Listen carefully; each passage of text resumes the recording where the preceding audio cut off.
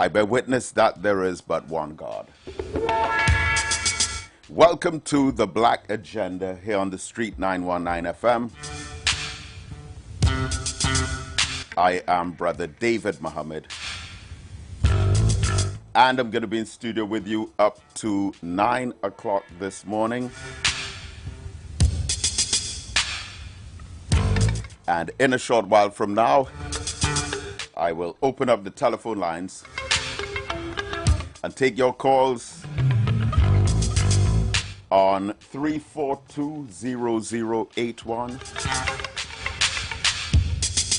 and 466-5391.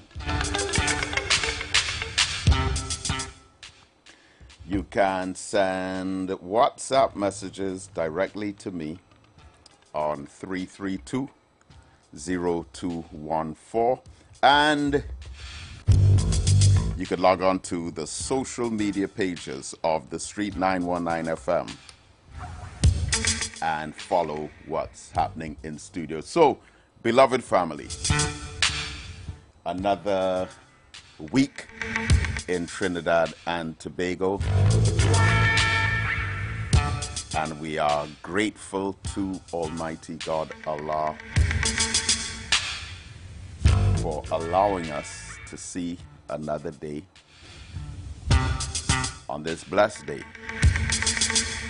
of Saturday, August the 9th, 2025. Rainy Saturday morning. And as I very often point out, coming here on a Saturday morning, many times, including this morning, is testimony that we are not guaranteed another day on any given day. This morning, again, I'm not sure if there was a death, but again, so many Saturday mornings. So many Saturday mornings coming down here. You see all of these car accidents. Sometimes you'll see an ambulance or so. It's difficult sometimes to figure out. Most times I'll try to stop if the traffic had slowed down and ask an officer if there were any fatalities. But this morning, again, somewhere within the vicinity of El Socorro, a number of police cars on the side of the road, not just giving tickets. That's a whole other issue. Because a man gets an award for issuing 1,427 traffic tickets. No, let's, oh God, listen. Sometimes as soon as you switch on these microphones, it's literally the first thing that comes to mind as it pertains to sensitivity towards justice and injustice in the society. But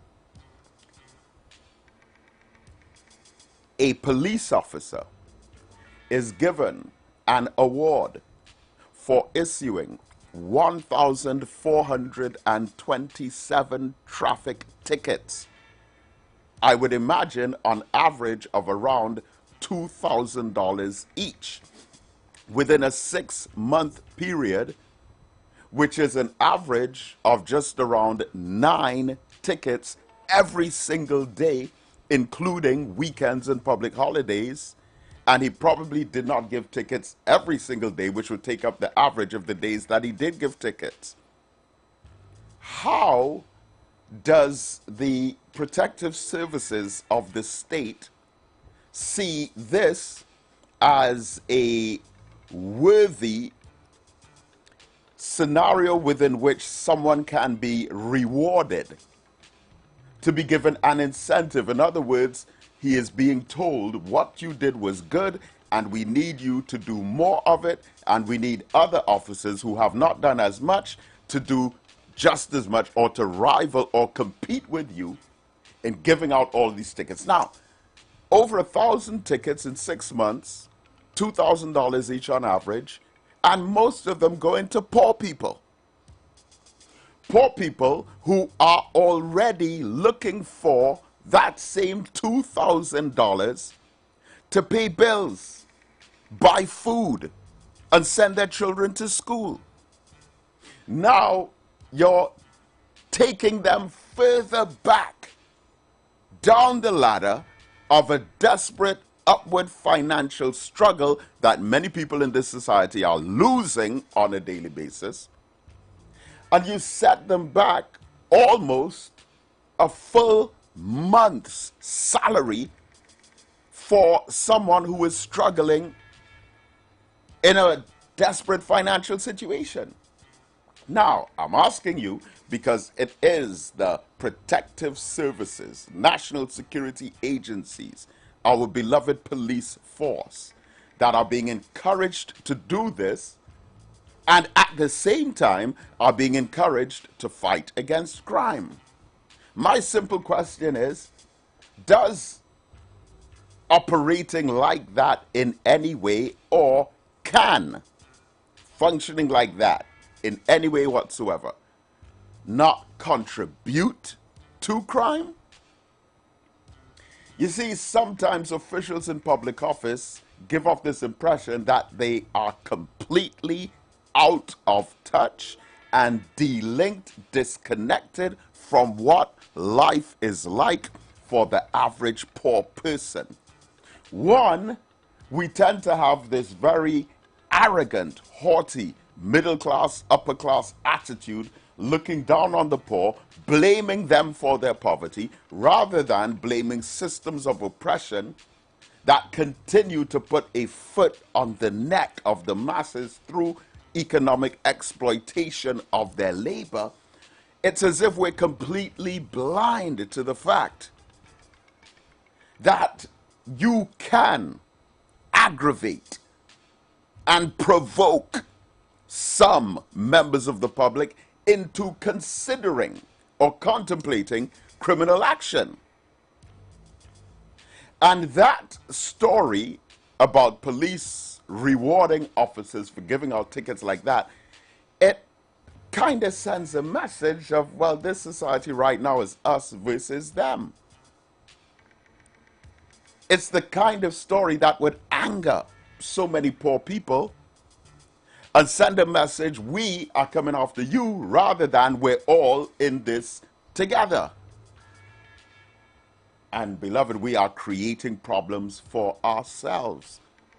Where's the incentive? Where's the award? Where's the reward for helping the elderly, taking care of the sick, looking out for the children? That officer who used to stand on the corners by the maxi taxi stand and encourage the children to go straight to school, someone like that. We need more officers like that. Not ones who are probably going to hide and look at you from behind a tree or a lamppost and say, aha, we got you. Or they're looking at you, about to drive off, but you haven't clicked in your seatbelt as yet, and then they jump out in front of you and say, yeah, we got you. Or those who are literally playing a cat and mouse game with the public, not trying to prevent car accidents or road fatalities, or not so much motivated by protecting motorists as some are of issuing tickets. And that's, to me, contributing towards this downward spiral of the dog-eat-dog attitude and mentality that we see in our society today.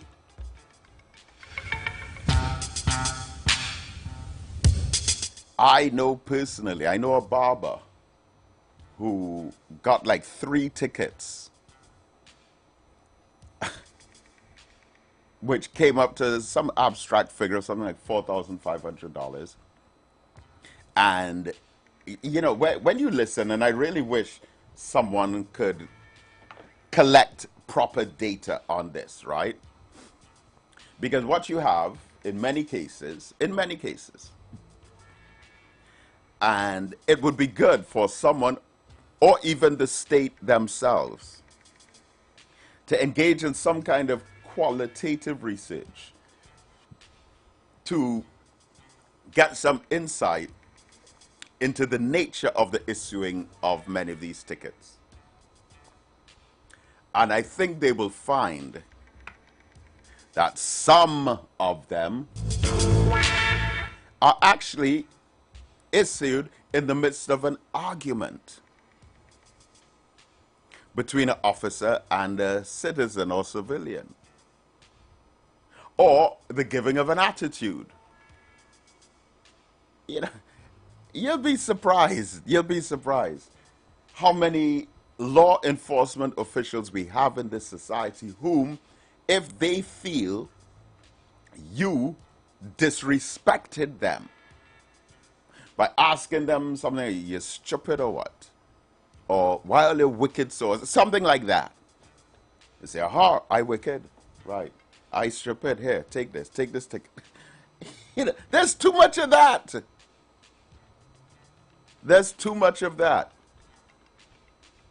A brother who was working as a taxi driver in Chaguanas one time told me about a personal situation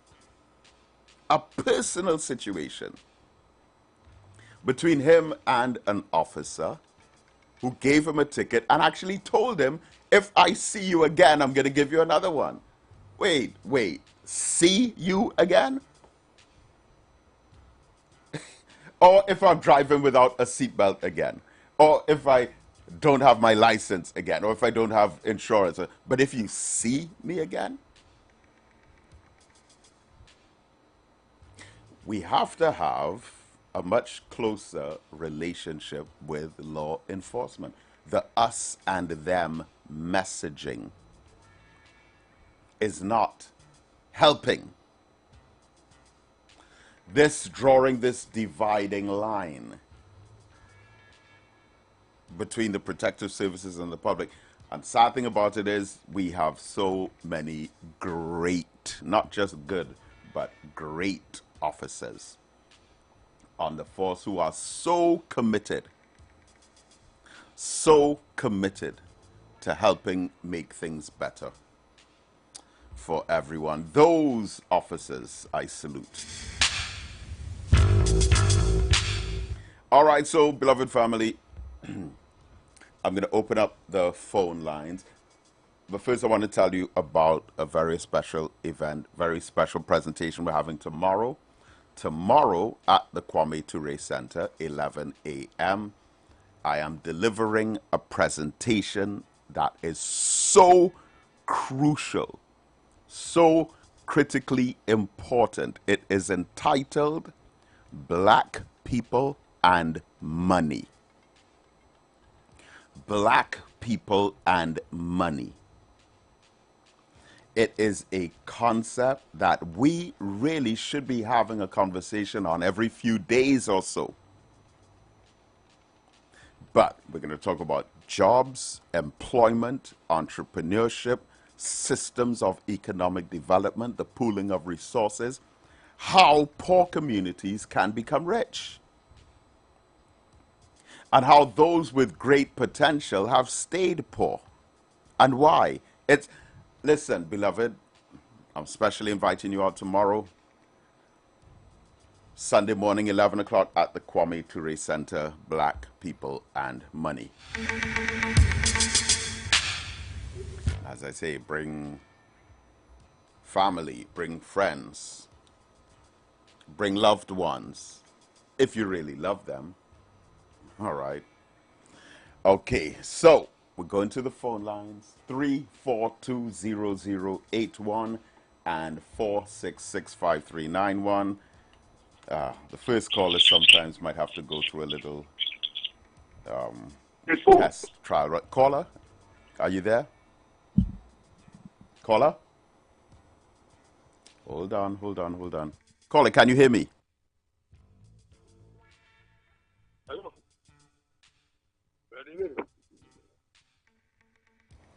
All right, I think I'm hearing something in the background, but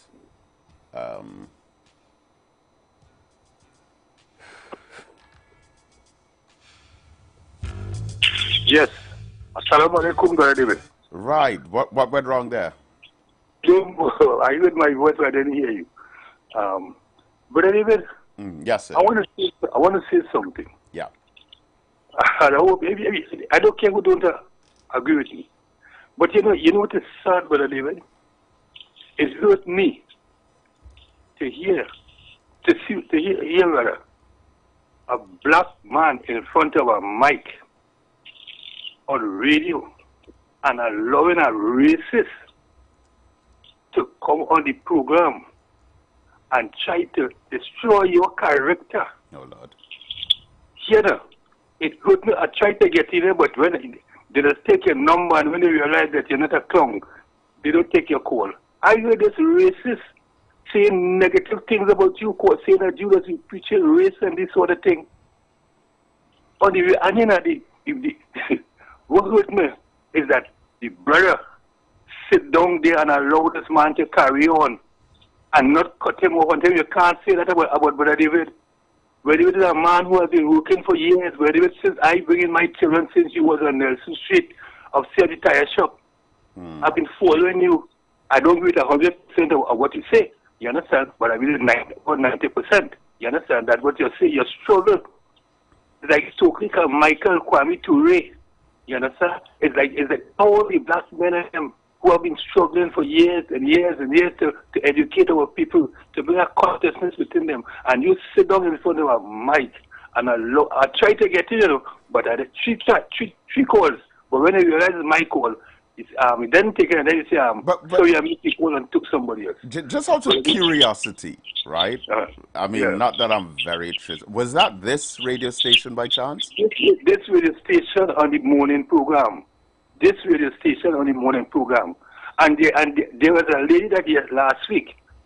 But wait, on the morning program on this station, isn't that Brother Fuad Abu Bakr? Yes, Brother David. You allow this man to carry on.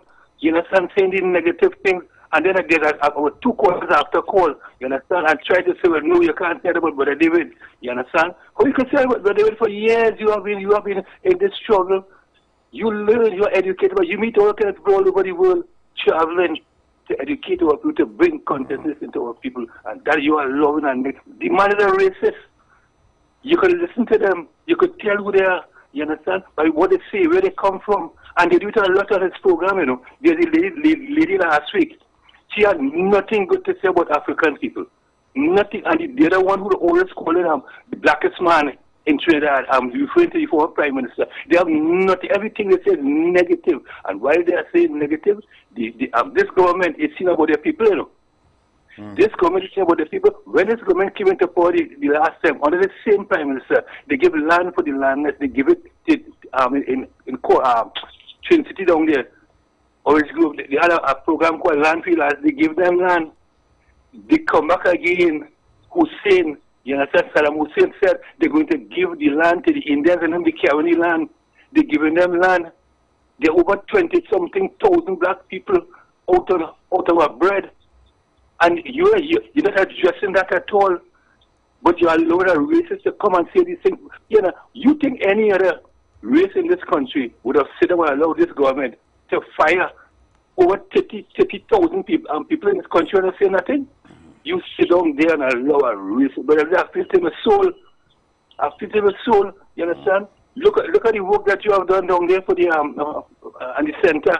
You understand? All right, well to be honest, knowing brother as I do, who is also part of the work that we're doing at the center, I won't hold it against him because I know his character and I know his personality, and I don't think he's one to interrupt people who are making a point. I mean, I'm taking it from giving brother the benefit of the doubt. Brother David, here what happened? I am a person, there will be confusion. You see me? Of course. I'm a conscious black man. I am conscious, you understand? And for my people, I will die for I never thought I would reach age 30, in the early struggle, you know. Because I like that die. I told a woman that died. She said, "What?" And I waited so long. I thought at that point, I thought I could have died. You understand? But what happened? I cannot sit down and allow to hear him saying that. You understand? It's just like how they become condemning Brother Kafro, Cambon, and all these people. These people give their life. The hair was black like pitch. You understand? When they were struggling, today the hair are gray. And they say all kind of negative thing about all kind of negative thing about the emancipation support committee. You know them brothers them go through. You know the struggle. You know the insult they receive. They get to bring this way. You talk about giving them money. What money are you giving them? They owe us billions of dollars. They owe our ancestors. You understand? But I get so upset when I hear that was going on. Change the way. It doesn't matter who you are. When you are black, you have to stand for black. Black. But everybody has stand for them. Have a nice one, brother David. Thank you. I appreciate it. Thank you. Thank you. All right. 3420081 and 4665391. Caller, good morning. Blessed morning, David. Assalamu alaikum. Walaikum salam. Rahmatullah wa barakatuh. How are you? Alhamdulillah.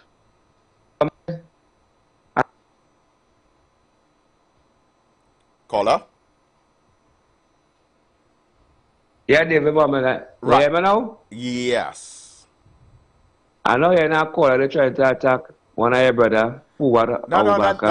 All right, let's not make it an issue. He wasn't trying to attack him. He was trying to highlight something, and I think I understand how the situation would have went. So we're moving on from that. We're not trying to attack or facilitate an attack of anyone. Yeah, but David Mohammed, I know you try and use a conscious black brother, right? It's a man of all I see a conscious black brother. But the things you need to be doing up by you in love and sit down there. I don't see them coming out and giving that support and help come and help us with them. You send them down there because that man doing a very good job down on the beat up down there. Pillars and all them places and them. I appreciate so you that. continue doing your good work. Thank you. And Allah bless you. Bless. Thank you, my brother. Thank you very much. Thank you very much. And you know something? I think by next week, I'll tell you about something, a couple things that are happening today. All right? Some very interesting events taking place today, which I won't talk about now, but I think I'll tell you about next week. I would also like to know if anyone heard the news about these detention orders coming out from the Minister of National Security.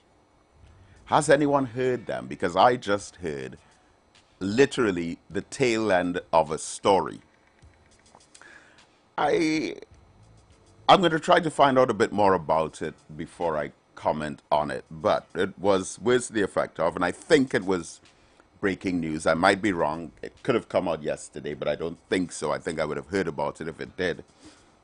But there was a very early morning news report this morning that said a detention order has gone out for a number of people. I think they named 5 people. The most interesting of the stories was that one of them was a woman. I think her surname was Rampasad or Ramkasoon. And these detention orders, public detention orders, I don't know if it is being facilitated by the SOE legislation or what, but you have these detention orders. One of them is for a woman of whom it is said has orchestrated some kidnappings or some murders, has tried to get weapons here and there, has tried to smuggle cell phones and devices into areas where prisoners are being detained, and persons were described as high-profile members of gangs. Their names were given, and these detention orders explicitly stated what it is in particular that they're plotting to do. And it was quite detailed. This is on the news this morning. And the news is actually saying, well, so-and-so person, give the person's name, nickname so-and-so, member of this gang, live in this area, was planning to assassinate such and such person on whether it's Tuesday at this public place, broad daylight. This other person here was planning to kidnap that person. And again, their name, the gang that they're part of. Now, these aren't people who are in prison, okay? These are not people who are in custody. So they probably, like everyone else, would have gotten up, or maybe not, but they would have probably gotten the news around the same time as the public that the police are looking for them, or that there's this detention order, and basically they're wanted. 5 people, 4 men and a woman. And the information was very, very, very detailed. I was wondering if anyone had heard that. And these detention orders were personally signed by the Minister of National Security. And it brings back certain kinds of memories.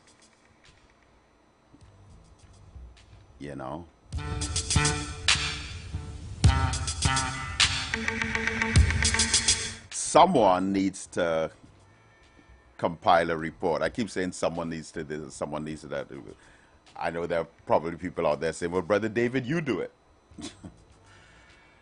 Yeah, someone needs to compile some kind of report of cases where intelligence went wrong. All right?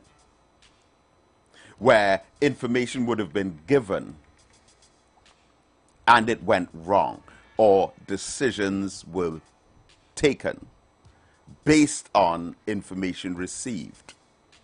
And the information received was faulty, therefore the decision that followed was consequential. We have our fair share of that. All right, 342-0081 and 466-5391. You're listening to The Black Agenda on The Street 919 FM.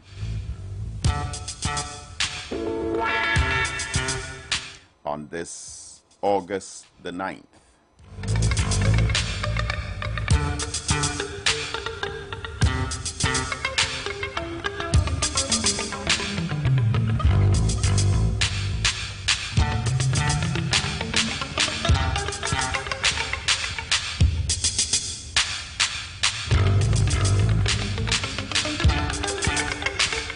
And of course, over the last couple of weeks, we would have looked at that 125 years of Pan-Africanism that was celebrated worldwide.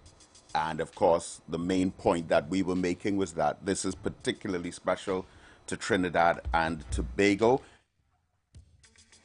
based on the fact that it was a Trinidadian, Henry Sylvester Williams, who started the first Pan-African Conference in the year 1900. I would be advocating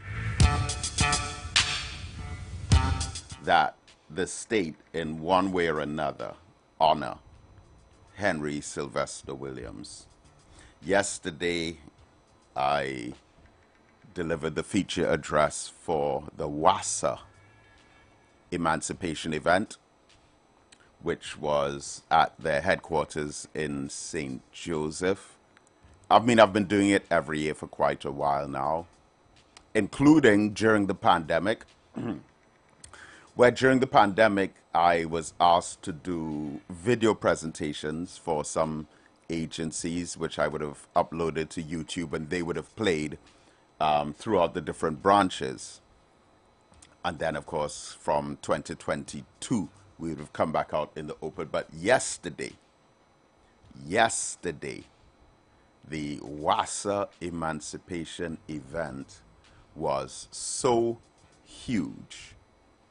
As a matter of fact, I'm going to post some of the pictures on Facebook from it, but it was the biggest ever because they normally have it inside the sports club, and the sports club is normally packed. But yesterday they had it outside in the car park area with tents covering, and there were more people under the tents that could fit inside the sports club, and there were also people inside the sports club. Because there was also the Queen's show, persons were getting ready, there were different groups. And even outside of the tents, all around, all on the perimeter. So it was a very, very, very impressive event that they had. And I mean, that's what growth is about. And we look forward to seeing that continued growth and development for these kinds of events. The consciousness must spread. And in particular, it must spread through and to our youth. Education and literacy must be tools in the fight against crime. Knowledge is a weapon against ignorance. Intelligence is a shield that protects against misguided decisions. And wisdom would assist someone who is already in a situation to help them get out of it. So knowledge, wisdom, and understanding being delivered through an educational curriculum with literacy as a vehicle, that's a major solution to the problem. How could you expect the crime situation to improve if knowledge is being kept away from the minds of the youth, and that knowledge is telling them that they have a legacy, they have a history, they have a heritage that had absolutely no kind of criminal behavior in it at all? How could you deny the youth of knowledge of self, which shows that they have an African heritage that oversaw the building of civilizations? Remember, and I always share this with the youth, the first cities, towns, villages, and civilizations were all in Africa. The first schools, colleges, libraries, and universities were all in Africa. The first scholars, the first scientists, the first architects, and the first philosophers were all in Africa.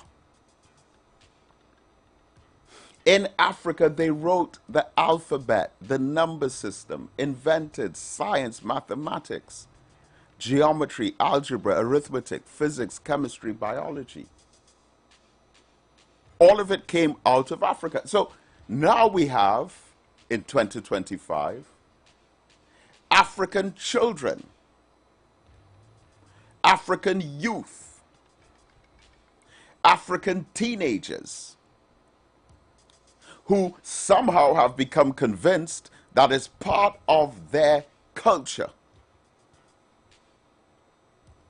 to develop an interest in guns and drugs, disrespect of our women, criminal behavior, and that we're being brought up in a way where there's no other available knowledge that is being presented in such a convincing way to help us develop a different kind of self-concept about who and what we are. Therefore, the minds of our youth are developing thinking that is part of their social cultures to develop this kind of negative attitude towards life and towards and against each other. But the Honorable Minister Louis Farrakhan said in a 3-part series in 2007 entitled Justifiable Homicide that all of our youth who are in the gangs, who are in conflict with one another, who end up in these rivaling situations of some kind of turf war, they have been deprived of the knowledge of the struggle of our ancestors. And because of that, they have a completely different idea to the truth. So if you take their idea of who and what they are and you compare it to the truth of who and what we are, it's two completely different ideas.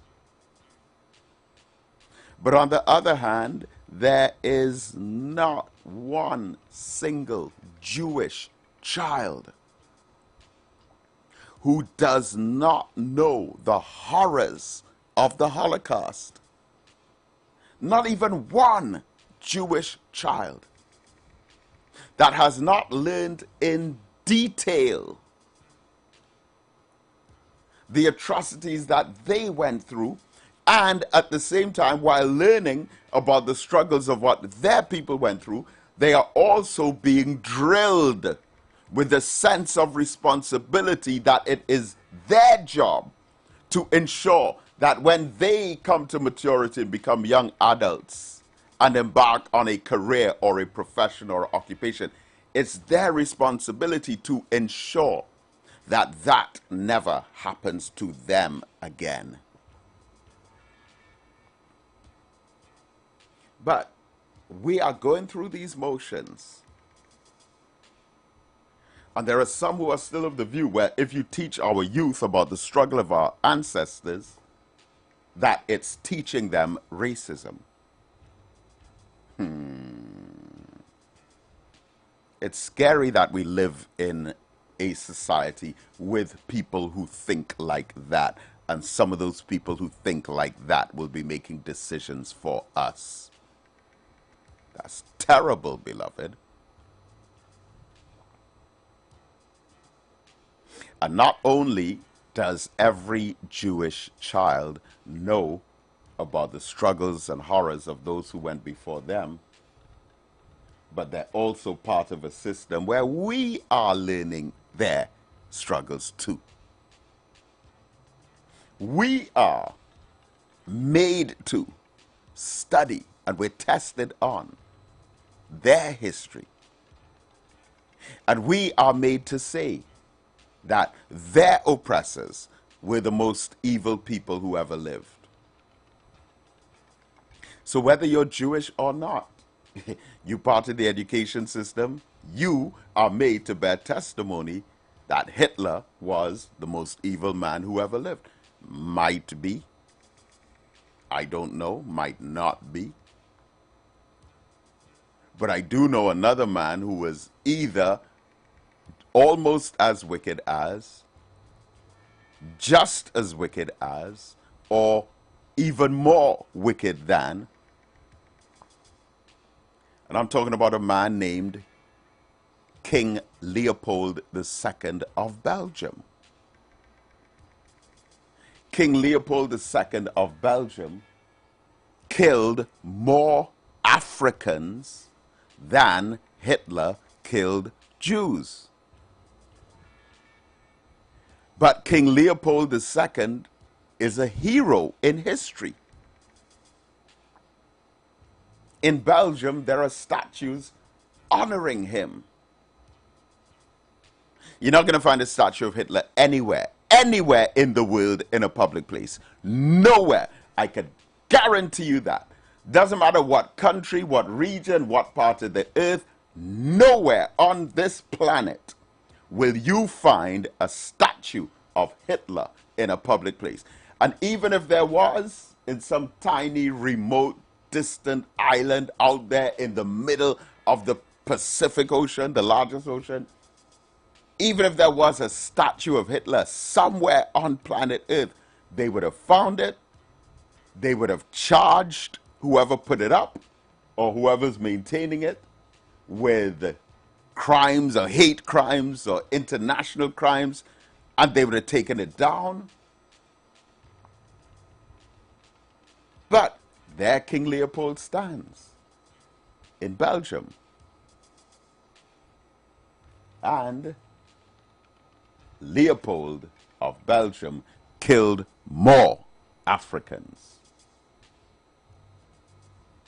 than Hitler of Germany killed Jews. But you see, it's not a matter of how many people you killed. It's a matter of who you killed. We're going to be right back, beloved.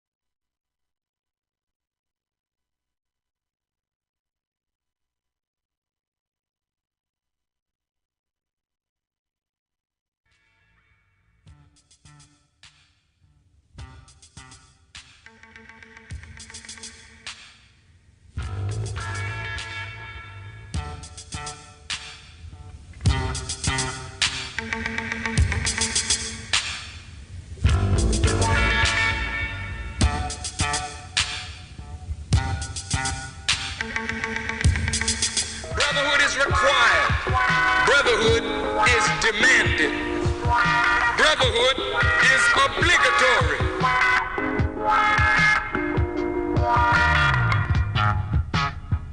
Black man get up, black man stand up, black man you better listen. So there's a need for brotherhood. Black man get up, black man stand up, black man you better listen. Black man get up, black man stand up, black man you better listen. Brotherhood is demanded. Black man get up, black man stand up, black man you better listen. Brotherhood is required. Brotherhood is demanded. Brotherhood is obligatory.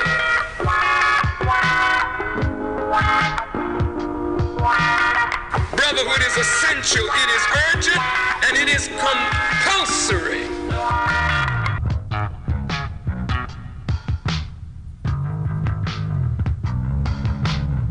But the time demands brotherhood. Whenever the dominant white society fears for its economic future, racial tensions are always aggravated. The aim of Almighty God is to bring the black man and woman together. The aim of Almighty God is that we, no matter how divided we have been in the past, must experience unity in order to gain the success that we seek and the progress that we desire. There is no way that a divided people can build a future.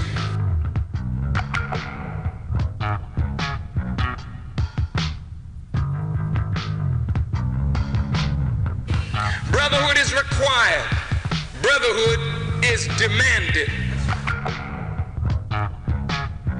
So there's a need for brotherhood.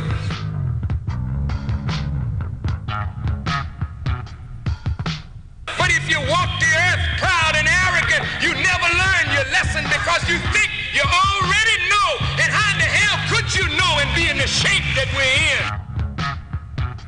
How can there be any brotherhood if there's not even the honoring of a word? Black man get up, black man stand up, black man you better listen.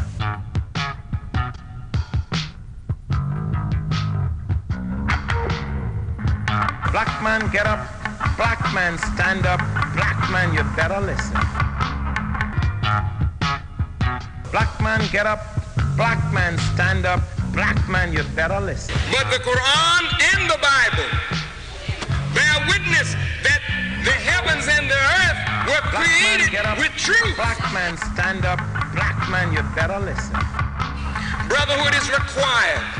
Brotherhood is demanded. Brotherhood is obligatory. Brotherhood is essential, it is urgent, and it is compulsory. I feel that every man that wants to speak should have the right.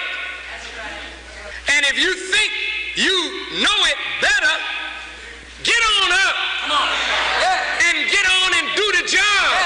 But if you don't know what to do, and all your mouth is able to do is condemn and criticize, but you have no works to show the rightness of your philosophical adherence,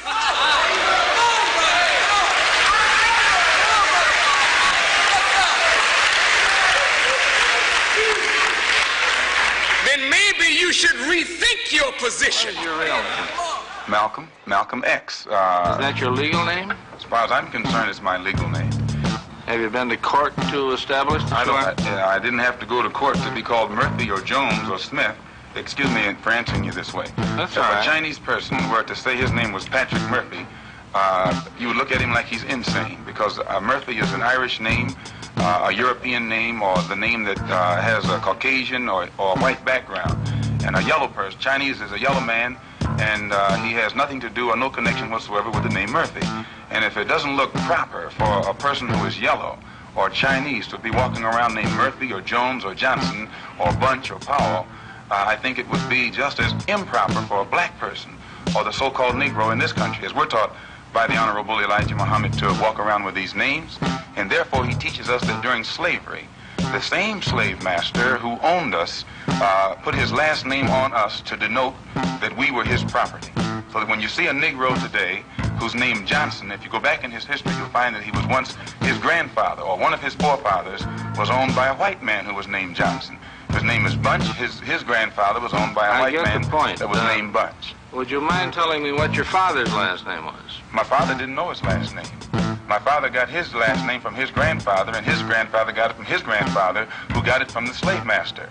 The real names of our people were destroyed during slavery. Was there any line, any point in the genealogy of your family when you did have to use the last name, and if so, what was it? The last name of my forefathers was taken from them when they were brought to America and made slaves. And then the name of the slave master was given, which we refuse. We reject that name today.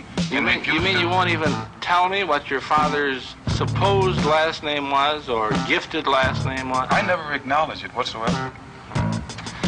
Let me ask you about the status of Elijah Muhammad. First of all, is he ill? I spoke to him today. He is in better health than he has been.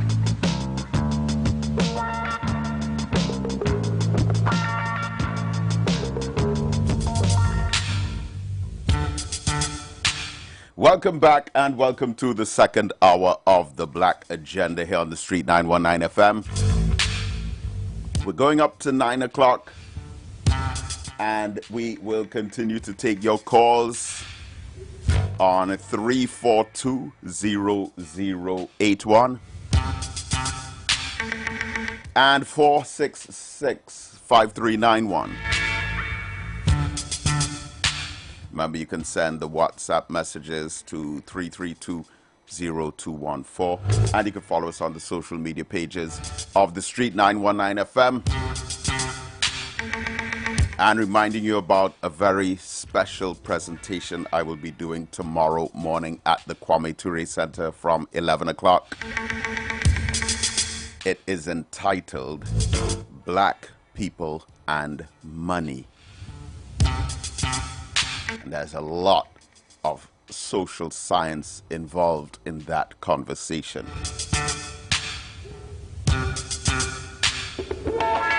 So, I'm inviting you out. Kwame Ture Center tomorrow morning, 11 o'clock. Black People and Money. And also, let me know if you heard about that report on the detention orders that were issued by the Ministry of National Security, and the very clear and explicit details about what these people have done or what they're planning to do. That these public orders have gone out for the detention of a number of persons.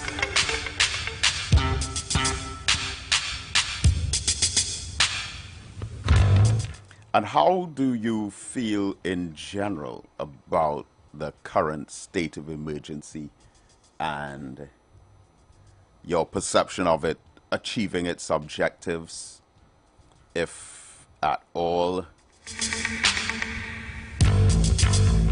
Or maybe you have some ideas on what should be done differently or what could be done differently.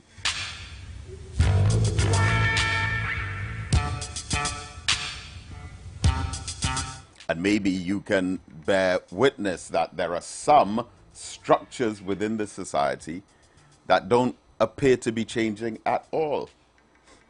That this huge gap, this gulf that exists between the rich and the poor, this template, this pattern of the rich getting richer and the poor getting poorer,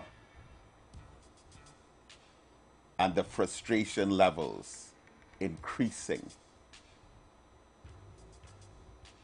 and the anger, the rage, the disenfranchisement, the way the youth see themselves as being almost completely excluded. All of this, all of these things may be hurting and not helping. So many characteristics of our society and the way it is, contributing to the problem in the name of solving the problem.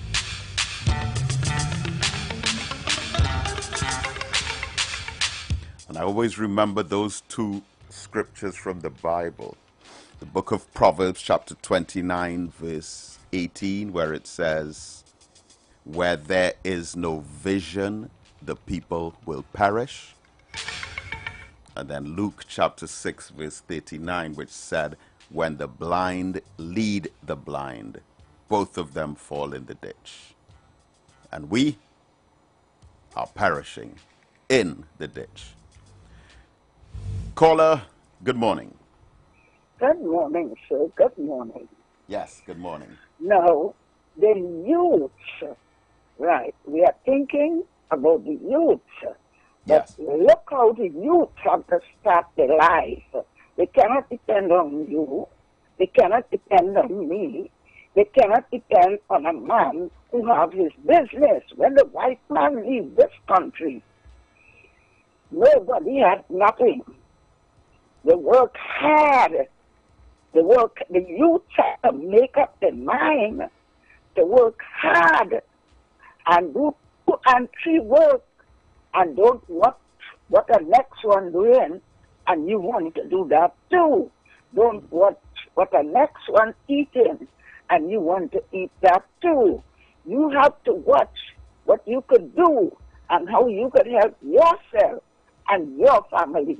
Because for a man to reach where he go in wealth, it's not an easy time. So the same thing that man do, the youths could do it too. When I was a little girl, I'm drawing a reference, people could learn. You don't have to watch what a rich man has because you don't know how he reached there. Try and see what you could do to reach there too. When I was a little girl, the man they call the owner and Mr. Pennywise walked bare feet with a piece of plastic on his head, the whole place in Tunapuna, and sell cosmetics. Carried his children, which is one of the most important things, to the Shaguanas market with a little board shell and show them how to sell pins, clips, and cosmetics. Yes.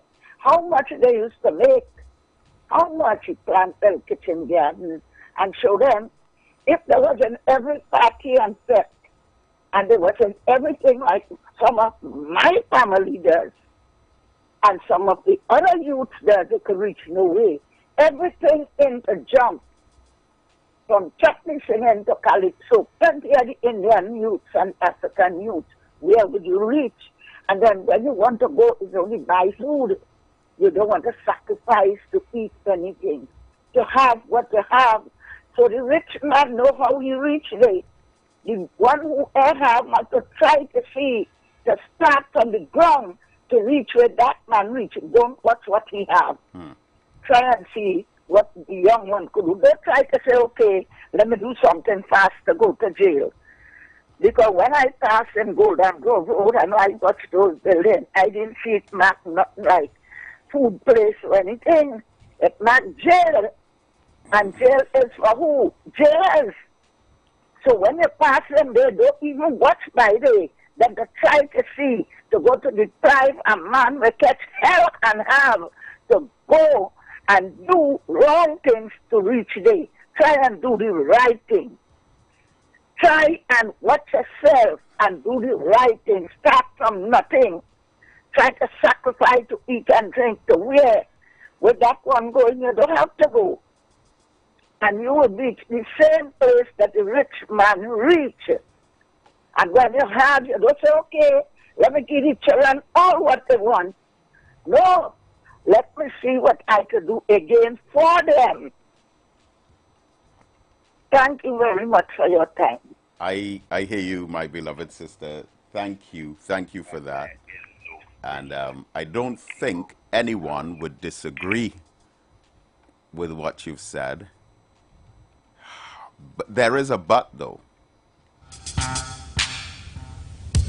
And the but is, yeah, I mean, and we always say it to the young people, make better choices, make better decisions.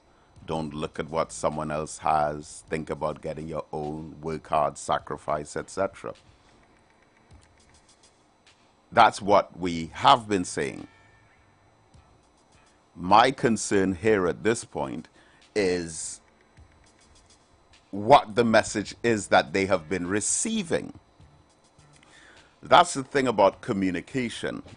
And we learn in communication studies, oh gosh, don't even know if I'll be able to remember this offhand, but there are 5 components of communication. One is the message. Another is the source. Another is the recipient. Another is the medium through which the message goes. And then the last part, I think, is the feedback. So it's one thing to send out a message, but sometimes we may send out a message, but some other either distorted, misinterpreted, or misrepresented message is received. So we may be telling the youth, stay in school, study hard, work hard, sacrifice, but the message that they're receiving is you are not part of this society with the rest of us. We are suspicious of you. We have low expectations of you. We expect you to fail. We don't expect you to be successful. That's the message that they're receiving. And unfortunately, that's the message that they're responding to. Caller, good morning. Morning, Daddy. Yes, sir. Good morning. Morning. Yes, we're hearing you. Yeah, I'm first time caller. Welcome, welcome. From Tobago, Bethel. Oh, lovely, lovely, lovely. Which part of Tobago are you? Bethel, Tobago. Oh, beautiful, beautiful, beautiful. Yes. Well, I was a long time follower of you from a long time. Uh-huh. Yeah. Bethel, Tobago. Yeah, lovely area. And I hope to be back in Tobago sooner rather than later. Yeah. I'm a follower of you from the inception that you're on radio. Oh, well, that's been quite a while now, huh? Yeah. Well, a man never very too old to learn. Yes. And I heard you say something this morning and it really shook my heart. Tell me. That is about Hitler. Oh. But it's not King Leopold. Full time again about this man. King Leopold? Yes. Is that so? In my 68 years of living, and I follow my history well plenty. Is that so? Yes. Yes. Listen, King Leopold was the king of Belgium in the early 1900s. Yes. And they colonized. As a matter of fact, his wickedness and his atrocities are what laid the foundation for the humanitarian crisis in the Congo today. Yes. So, I mean, of course, the whole world is aware of the humanitarian crisis in Palestine, in the Gaza. But there's another humanitarian crisis taking place in the Congo. Yes. And King Leopold, his template of governance is what established that.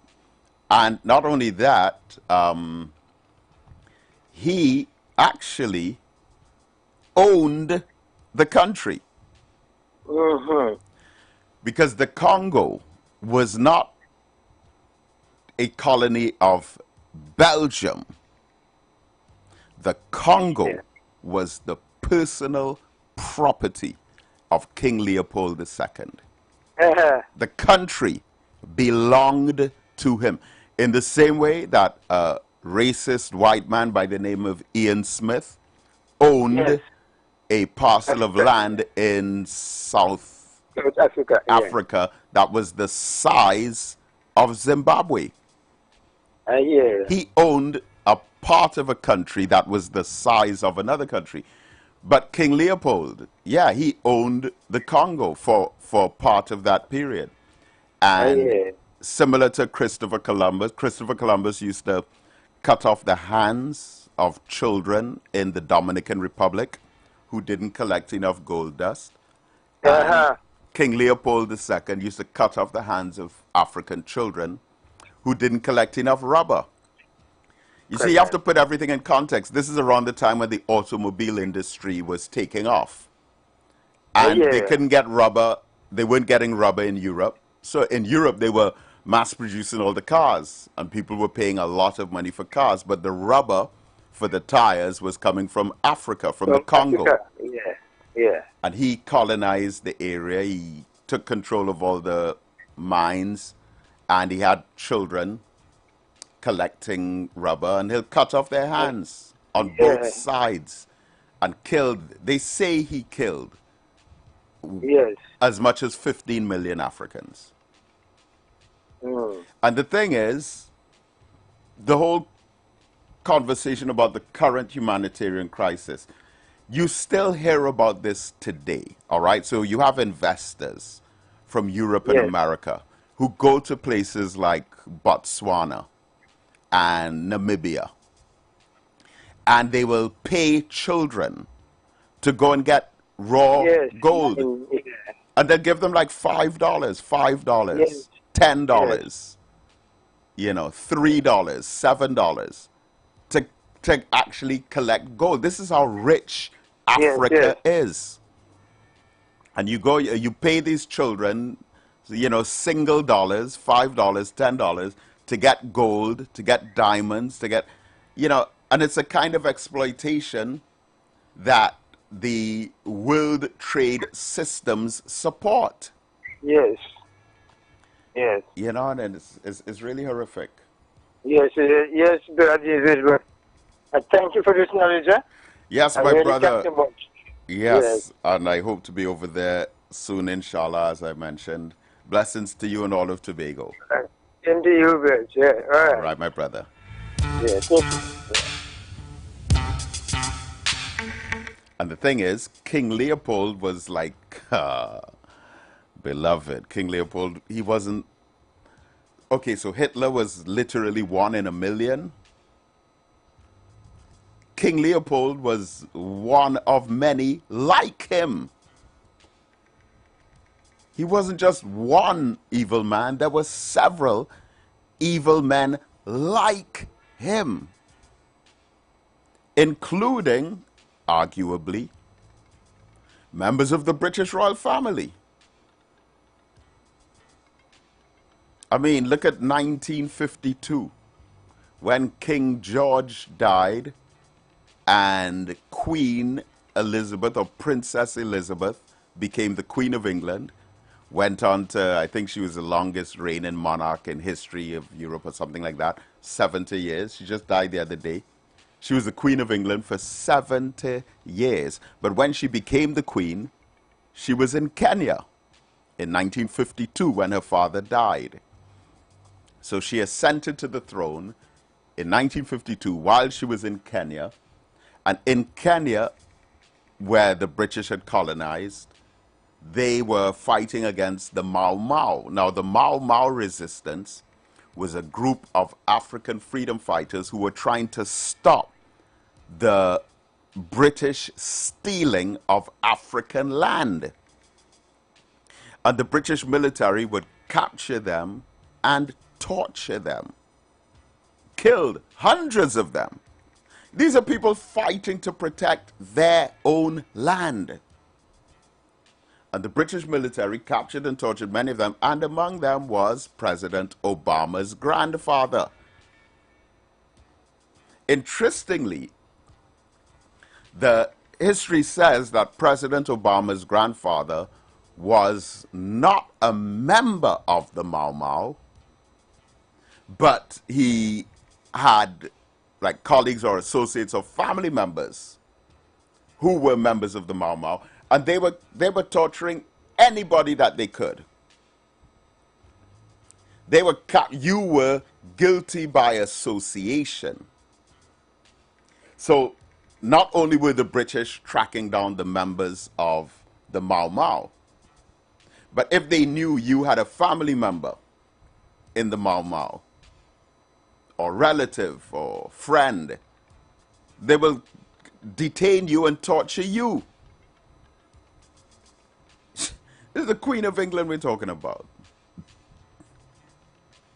And the funny thing is, in England itself, the IRA, the Irish Republican Army, who were actually committing acts of terrorism against England, they never thought about taking military action against them.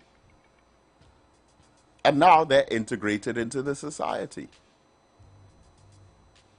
I mean, you still have measures of Irish Republican resistance, but for the most part, Irish people are integrated into English society.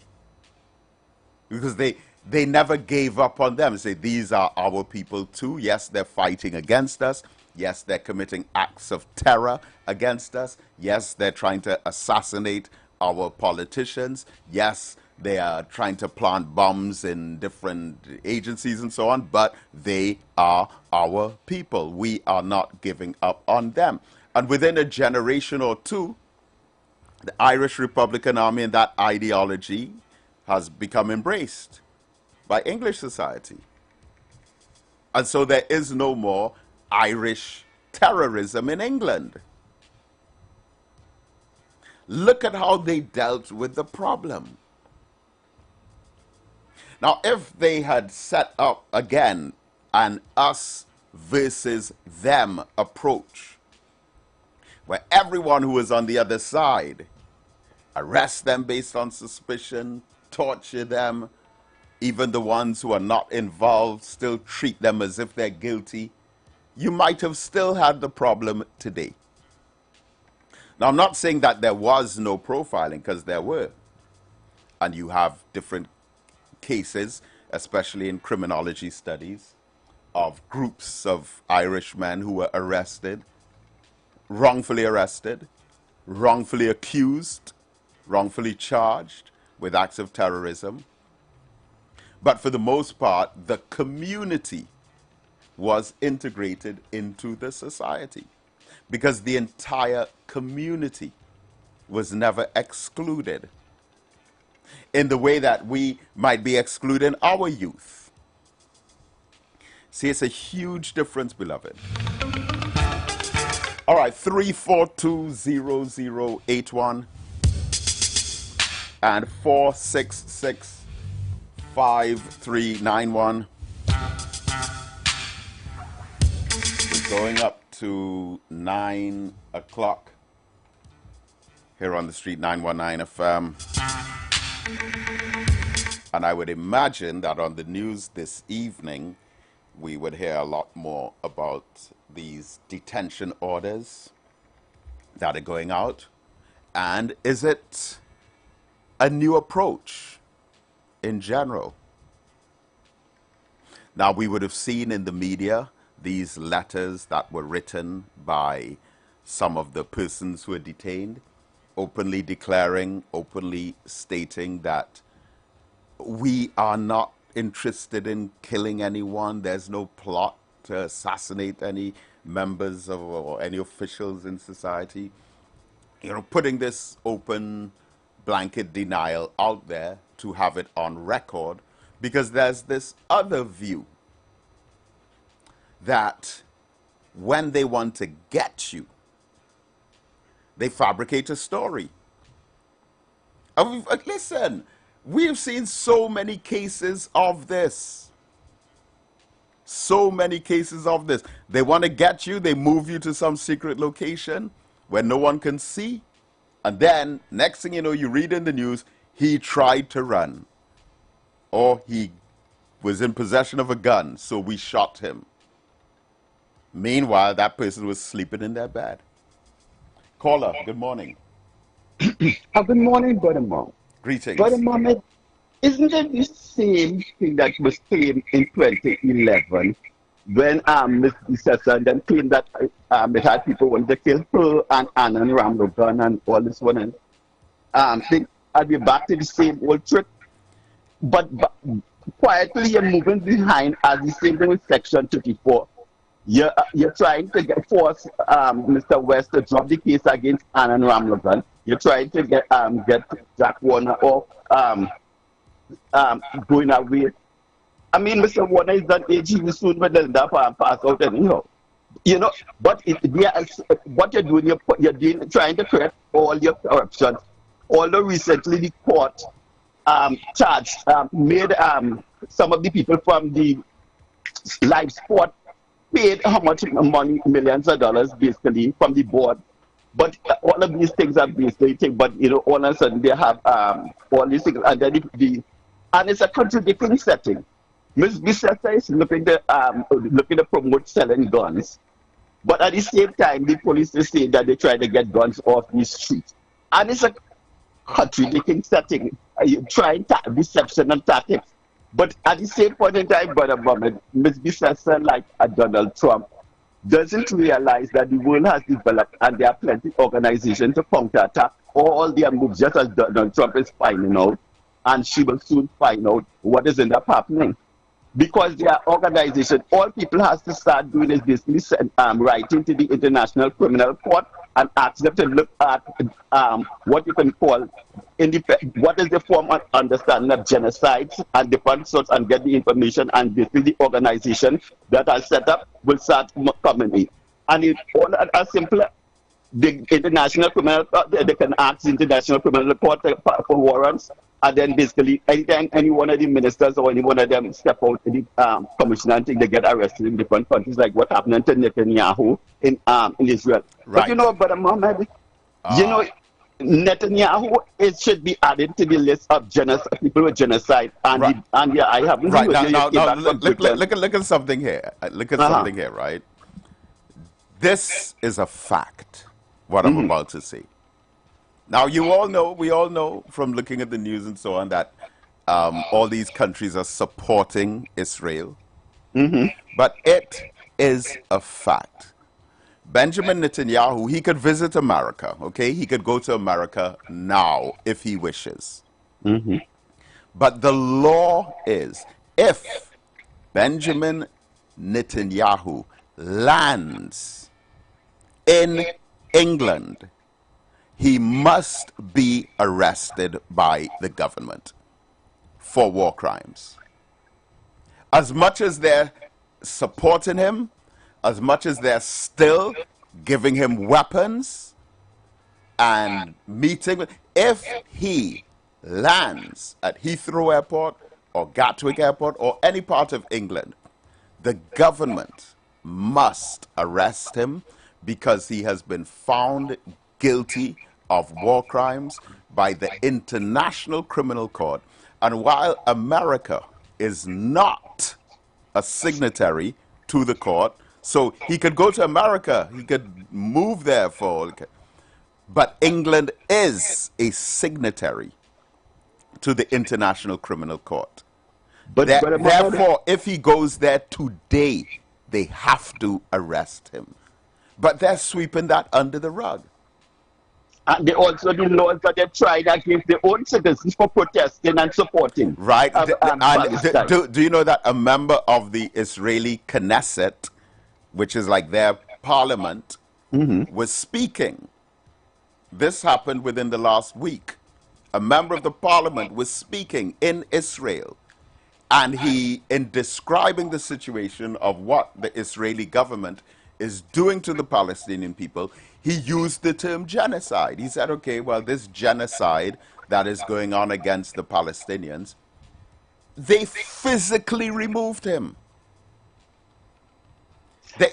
I'm talking about the security went up to him and physically moved him. What about all this so-called food drop? And the media cannot show nothing that's going on the ground, nor cannot speak about what they're seeing. in Palestine on the ground is only rubble, because otherwise they're threatening to stop the food drops and all these sorts of things. And right now, I think they are claiming that they are looking to go and move back in and take over the whole of Palestine. Yes. Right now. Yes, they say they want to fully occupy the Gaza. Now, in fairness to England, they have, and you know, our brother who has been fighting for reparations, David Lammy, of Guyanese parentage, who is now the Minister of Foreign Affairs in the New England government. He and his government have announced that if Israel continue, they didn't use the word genocide, but you know, if they continue with these attacks and so on, that they will recognize Palestine as a state. I don't think David Lammy also. If they continue, they should do it now and stop also giving technical it shouldn't be a condition. Arms to Israel, but also you are doing surveillance for certain looking where Hamas is. I think they're using surveillance technology and aiding Israel. So all that has to be stopped. Yeah, but listen, and then you will be shown that they're doing something. I'm trying to be as fair as possible, but did you know, again, you know, the brother, David Lammy, as Minister of Foreign Affairs, about 6 months ago, he announced that they are stopping some arms sales to Israel because of the amount of Palestinians that they were killing. Were you aware of that? Yes, I'm following everything, Brother Mohammed. But the thing about it, but again, when you hear the whole story, it sounds very weird, because on the surface, it sounds like England has stopped selling weapons to Israel, and it was this black man who's the Minister of Foreign Affairs of Caribbean heritage who took the decision. Now, that sounds really great on the surface, but what it was that there are actually either 32 or 33, I think it was 33, arms contracts between England and Israel. And what they did was they stopped two out of 33 arms contracts, which means that they're still supplying them. And also, if you're following it, you will know as well that this week, Germany announced that they are going to stop supplying Israel with weapons because of the genocide. Now, and you have to wonder, how much weapons do these people need? Because if America, big, mighty America, is giving you so many nuclear weapons and you're using them against innocent civilian Palestinian families and women and children, why do you still need weapons? 32 arms contracts from England, weapons from France, weapons from Germany, weapons from all these countries. But what did the Knesset saying that they will take over part of Lebanon and parts of Jordan to make the greater and I think parts of Egypt and all them for the greater Israel. Yeah, so and they're claiming that it is for the safety of Israel. And anyone who disagrees with that, they accuse them of hating Jews. As they've accused David Lammy. They say he hates Jews. If, for example, I think that they need to stop killing the Palestinian women and children by the hundreds, they need to stop bombing their country, and they should not try to take their land. If that's your opinion, they interpret that as you hating Jews. But the truth is, Palestine have oil and gas, and Israel has given out contracts during the war, basically to companies for Palestine oil and gas, and they don't want to give the people, and that's why they want to kill them to take over all their wealth. They also have oil and gas. So, you see, it is a wider setting that basically, and I think Europe and all of those have who work that interest. Look at the woman who from the UN who issued the report of all the companies and the times that they profited during the war, that this genocide that is going on, how much companies profited from. Oh, yeah. Then you will see where the countries and the companies and each one of them. Yeah. And how much billions of dollars that each one of them is making off of that genocide. So that report has to believe the woman from the UN who gave out the report. You should get that report and read it. Yeah, I know. I think there's some very ugly bits of information in it. For example, there's something to the effect of like the food, right, that they're dropping, like one meal comes up, and this may not be exact figures, but it gives you an idea. So one meal, the people who are given the contracts to supply those meals, one meal that is probably, you know, some rice, some peas, maybe a little meat or whatever, that is probably worth about $2 US on terms of the companies are buying them for as much as $85 US. So someone is getting rich of the misery and suffering of the less fortunate. And it was stated clearly, Donald Trump and others stated, they talk about the beachfront and all kind of thing, and they want the people land. See if you can get a thing of the Greater Israel and see what they have for the seafront and all this sort of thing. It's interesting, but a moment, and that's why I said I continue following them. I have Man Mahood. He's a Palestinian who gives their updates. And then I have other people from right down there, from different things, who gives me daily updates of all what is going on and what is going on behind the scenes and everything, because they are on the ground and they would know what's going on. And to see how Israel doesn't even want the journalists is suffering and things just to cover and trying to show. And the amount of American people and people are suffering mentally now, who went and saw what is going on there from America, who was working there. Start publishing and talking about the media, and then what go on with the black fella who went with the floating thing, what Israel did to him. He didn't do anything to the rest of thing, but how they beat him and all this sort of thing. I'm following everything that is going on by the moment. I have my people all around the world, and they have TV stations, radio stations, all the different things, and they send to your communication since I don't travel. But I'm updated of all what is going on all around the world. But this is interesting. But before I go, brother Mohammed, all of a sudden Donald Trump wants to drop sanctions and put out 50 million bounty on Venezuelan president. But it's interesting. You put this nuclear submarine there in Russia to please your people and them. Russia tell you that basically, just remember they have the old base in Cuba and they have thing with Venezuela, because all of them is in BRICS. And they could hit your Russian missile. All of a sudden now you want to sanction and saying, but you want be able to kill you want back with regime change. You want to your global try hegemony to control the world. But a moment I love to and listening. Yes, thank you, my brother. And I would like to recommend to us that to really follow the truth of what's going on.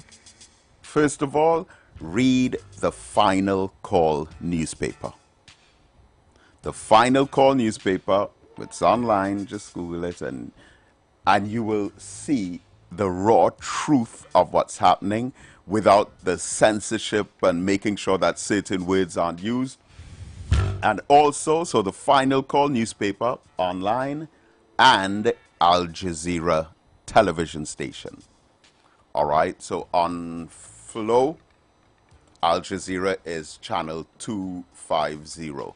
So you'd look at Fox News, basically you'll get this impression that America and Israel are very caring towards Palestinian people and that they're trying to help them.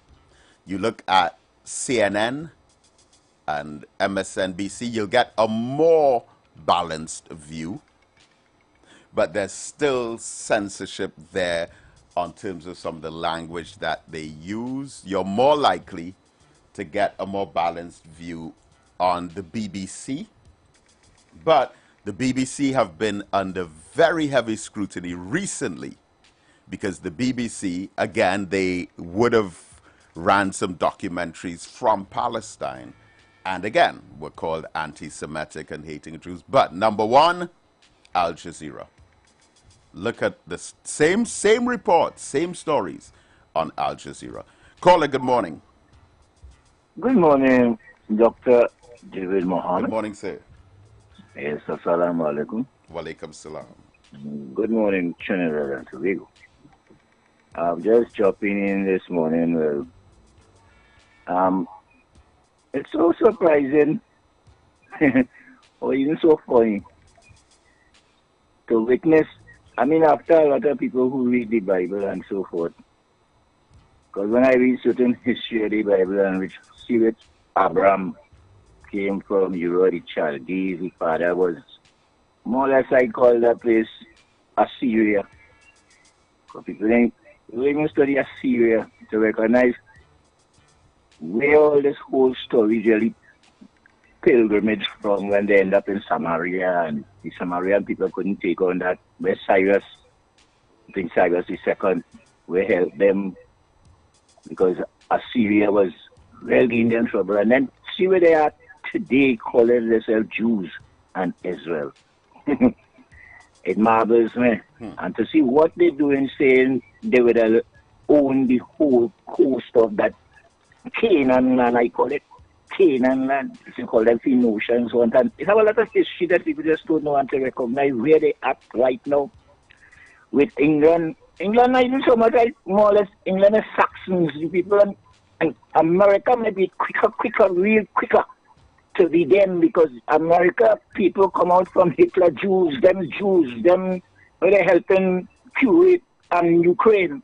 All this history I have to understand to realize the zombie that plenty people following and plenty people liking Israel and liking Israel. Israel is murderers in basic to own land in the whole total East and North Africa area. Anyway, let me jump on there a little bit. What I want to say again quick, why I come in. David Mohammed, I never know you as a racialist. I never know you as a brother who does come and preach race. I always listen and I how you done as an educator. You build a whole center for people to learn. I never know you to be no revolutionist. I told you that once upon a time. Me see you come no revolution. I go take over the revolution. I know you're a teacher. You just teach the history. You just teach us what is life. You just teach us how to get up and get for yourself, see for yourself, do for yourself, organize. That's what I just hear you teaching. I don't hear you talking race. And I want to put it in front of your face in truth until you know how I just think about you. And I think God does do the same thing too. He interposed the situation because he does let people talk. And he said where you have to say, I don't know the mister like that. And that is what I come to say to you straight in your face this morning. I don't know you as no racist, but you talk your people. Why you going to call me racist? I'm the one who under subjection in this world from all other races. Is I who facing the subservity. Is I who doing it, me the black man. Don't let me what I racial. I'm not racial. And thank you, David Mohammed, and I come to tell you that in your face. How anybody take it, they take it. But I told you that in your face. I don't say you're racial. And I go on with that, Brother David Mohammed. Thank you. Well, thank you. Thank you very much. I appreciate that very much.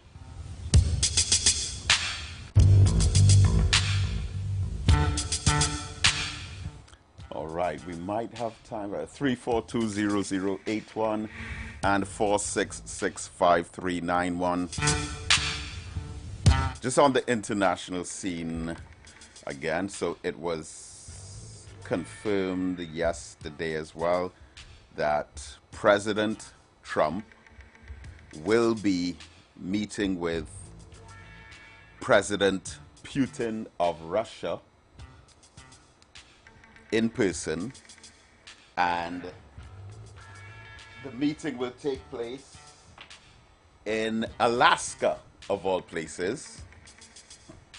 All right, and if you look at the map, you will see that Alaska is part of the United States of America, but it's just a few miles away from Russia, okay, coast to coast. Now, of course, you can't see it on the flat map, but if you look at the globe, you'll see that the tip of Alaska is not too far from the tip of Russia.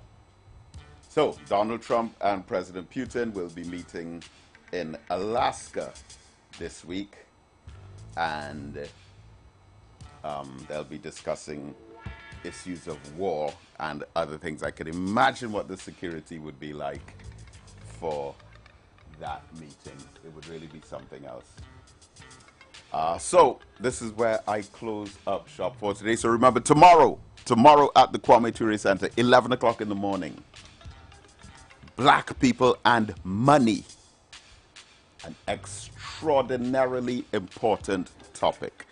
Again, I say it is an urgent conversation that we must have. Stay tuned to The Street.